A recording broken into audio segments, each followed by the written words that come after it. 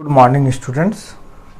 We are discussing the next topic, quantum number. Quantum number क्या है? Quantum number means होता है कि प्लेस ऑफ द, यानी वह नंबर्स या जिस नंबर के द्वारा हम किसी भी इलेक्ट्रॉन की पोजीशन को हम एटम में फाइंड आउट करें। This number is called quantum number. यानी कि किसी भी इलेक्ट्रॉन की पोजीशन को अगर हमें फाइंड आउट करनी हो तो अगर हम जिस नंबर के द्वारा एटम में इलेक्ट्रॉन की पोजीशन फाइंड आउट करते हैं, this number is called quantum numbers. जैसे फॉर एग्जांपल, अगर हमें किसी भी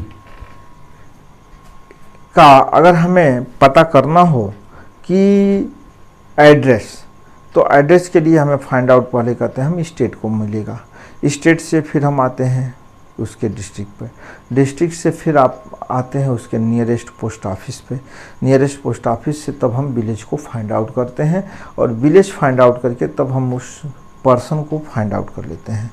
तो ठीक उसी तरह से इलेक्ट्रॉन है, तो इलेक्ट्रॉन के 4 क्वांटम नंबर्स होते हैं। पहला है principal quantum number,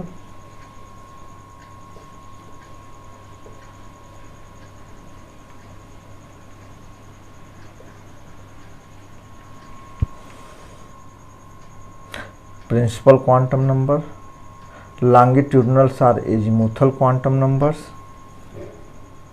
second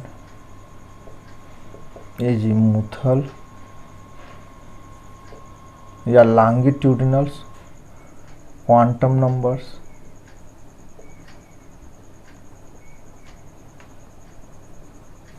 third है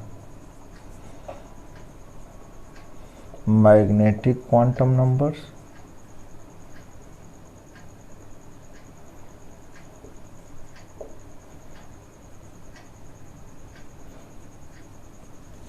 फोर्थ है स्पिन क्वांटम नंबर।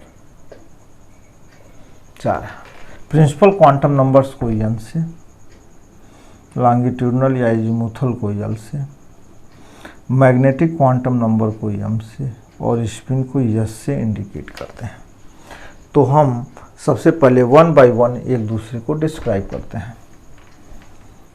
जैसे principal quantum numbers, principal quantum numbers जो मेनली होता है हम इसे ऑर्बिट या सेल कहते हैं। यानी कि यह प्रिंसिपल यानी मेन एनर्जी लेवल होता है किसी भी इलेक्ट्रॉन का, कि जो मेन एनर्जी लेवल है उसे हम ऑर्बिट या सेल कहते हैं।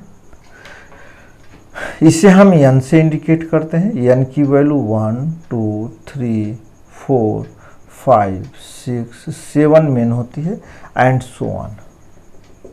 यानी यह एट 1 से लेके इनफाइनाइट तक होता है, क्योंकि किसी भी एटम में न्यूक्लियस के around infinite orbits are present according to Bohr's atomic model. तो ये हो गया आपका प्रिंसिपल क्वांटम नंबर्स। सेकंड है एजीमुथल और लॉन्गिट्यूडनल क्वांटम नंबर्स। एजीमुथल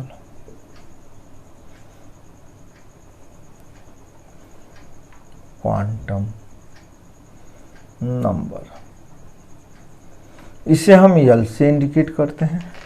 यह मेन एनर्जी लेवल में सब एनर्जी लेवल होता है और इसकी वैल्यू को किसी में फाइंड आउट करने के लिए क्या करते हैं कि l is equal to 0 tending to n minus 1 और टोटल वैल्यू होती है यल इक्वल टू n।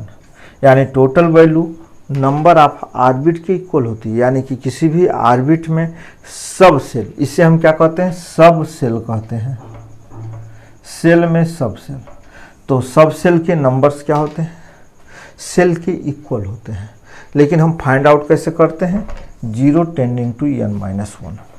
जैसे n की वैल्यू अगर 1 है तो यल की वैल्यू क्या होगी 0 tending to 1 minus 1 equal to 0, केवल 0 होगी। जैसे n इज इक्वल टू 2, तो l is equal to 0 tending to 2 minus 1, यानी यह क्या होगा 0 से लेके 1 तक, 0 एंड 1।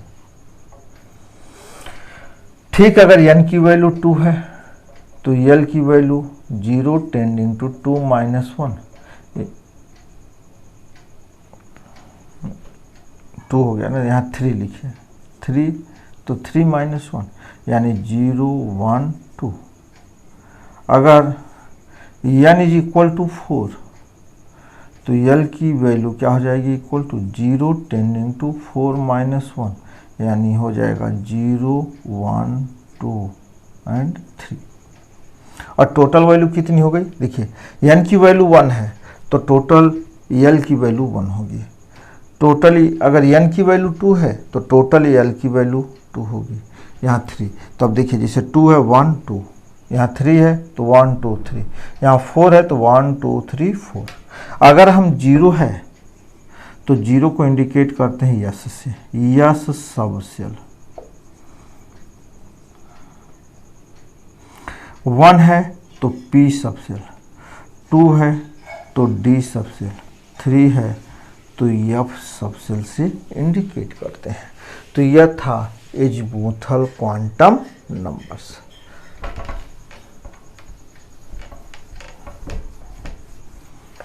तीसरा है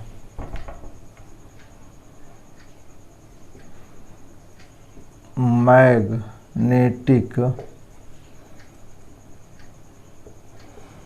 quantum number. Magnetic quantum number क्या है, इसे हम m से इंडिकेट करते हैं। मैग्नेटिक क्वांटम नंबर्स टोटली जो होते हैं किसी भी ऑर्बिट के स्क्वायर होते हैं, यानी कि इसे हम ऑर्बिटल्स कहते हैं, ऑर्बिटल्स।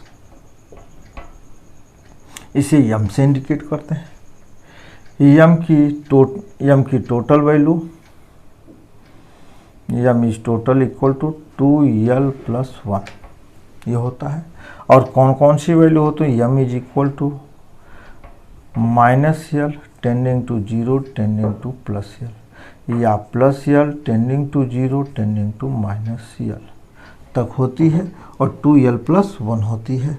अगर हम सेल के अकॉर्डिंग चलेंगे तो n स्क्वायर होती है, सेल के अकॉर्डिंग n स्क्वायर होती है। जैसे अगर यल की 4 वैल्यू यल इक्वल टू 0 तो m इक्वल टू केवल 0 होगा, ठीक। और फर्स्ट सब सेल है तो 1 का स्क्वायर यानी 1, टोटल वैल्यू 1 होगी। यानी यहाँ पे आप निकाल सकते हैं, जैसे m is equal to 2 into 0 plus 1, यानी वो 1 वैल्यू केवल होगी, ठीक। इसी तरह से अगर यल की वैल्यू 1 है तो m की value 2 into 1 plus 1 equal to 3 value होगी। कौन कौन सी होगी, माइनस यल तो माइनस 1, 0 प्लस 1 यानी 3 वैल्यू होगी। इसी तरह से अगर यल की वैल्यू 2 है तो अगर यल की वैल्यू 2 है तो m की वैल्यू 2 इंटू 2 प्लस 1 यानी टोटल 5 होगी। कौन सी हो जाएगी, m equal to -2 -1 0 plus 1 plus 2 यानी 1 2 3 4 5। अगर यल की वैल्यू 3 है तो m की total value 2 into 3 plus 1 equal to 7 होगा। अब 7 अगर है तो कौन कौन सी होगी, -3 -2 -1 0 प्लस 1 प्लस 2 प्लस 3। तो यह था मैग्नेटिक क्वांटम नंबर। और यह किसी भी सब एनर्जी लेवल में जो स्पेक्ट्रल लाइन्स ऑब्टेन होती है वो उसकी ऑर्बिटल्स को इंडिकेट करते हैं। फोर्थ है spin quantum numbers. Spin quantum number क्या है? According to spin quantum numbers हम इसे n से इंडिकेट करते हैं और हमें कहते हैं किसी भी आर्बिटल में 2 electrons are present, 2 electron present होते हैं। एक की स्पिन क्लॉकवाइज डायरेक्शन होती है और एक की स्पिन एंटी क्लॉकवाइज होती है, क्योंकि हम ये कहते हैं कि कोई भी electron according to nucleus rotate करता है, यानी उसका मोशन होता है, लेकिन बट एंगुलर मोशन भी होता है, वह अपने एक्सिस पे भी मूव करता है, जैसे ऐसे ऐसे घूमते हुए ऐसे वो मूव करता रहता है, यानी अपने एक्सिस पे। जैसे एक हम लट्टू है, गांव में क्या करते हैं, खेलों में हम लट्टू नचाते हैं, तो लट्टू क्या होता है, खूब तेज़ी से अपनी तरफ उस पर कील पे रोटेट भी करता है और घूमता भी रहता है। तो यहाँ क्या है, इलेक्ट्रॉन न्यूक्लियस के अराउंड भी मोशन करता है और अपने एक्सिस पे भी मोशन करता है। तो जो अपने एक्सिस पे मोशन करता है उसी को कहते हैं स्पिन क्वांटम नंबर। हम इसको रिप्रेजेंट करते हैं +½ और -½ से, +½ और -½ हम कहते हैं किसी भी ऑर्बिटल्स में अगर 1 ऑर्बिटल्स है तो इसमें 2 इलेक्ट्रॉन होंगे, एक की स्पिन को +½ दूसरे की स्पिन को -½ से इंडिकेट करते हैं। तो यह था क्वांटम नंबर्स। अब हम एक एग्जांपल ले लें। जैसे एग्जांपल हमने ले लिया कि n = 4, तो L = इसके 4 होंगे, टोटल नंबर्स जो होंगे सब सेल के 4 होंगे। कौन से होंगे? 0 1 2 3। अब L = अगर 0 है तो m के टोटल वैल्यू 2L + 1 के अकॉर्डिंग 1 होंगे और वह 0 होगा। यस क्या होगा? 2 होंगे, +½ और -½ यह ऑर्बिटल्स हो गया, इसमें 2 electron, number of electrons total 2। यानी कि कोई अगर यस सब सेल है तो मैक्सिमम नंबर ऑफ इलेक्ट्रॉन उसमें 2 होंगे। L = 1, तो m = टोटल वैल्यू हो जाएगी 2L + 1 यानी 3। कौन कौन से होंगे? -1 0 +1। यस की टोटल वैल्यू, ये अब 3 सब सेल हो जाएंगे यहाँ पे, और यस की टोटल वैल्यू +½ -½ +½ +½ -½ तो टोटल वैल्यू कितनी हो गई? 3 और 3 6, यानी टोटल 6 इलेक्ट्रॉन।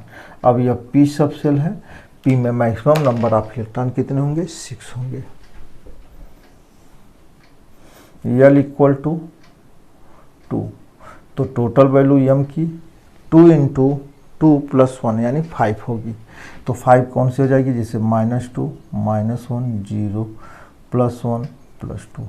हम इसे d सब सेल से इंडिकेट करते हैं, तो 5 सब सेल्स हो जाएंगे, 1 2 3 4 5। यस टोटल हो जाएगा +½ +½ +½ +½ +½ फिर क्या हो जाएगा? -½ -½ -½ -½ -½ यानी टोटल हो गए कितने? 10। फिर है लास्ट,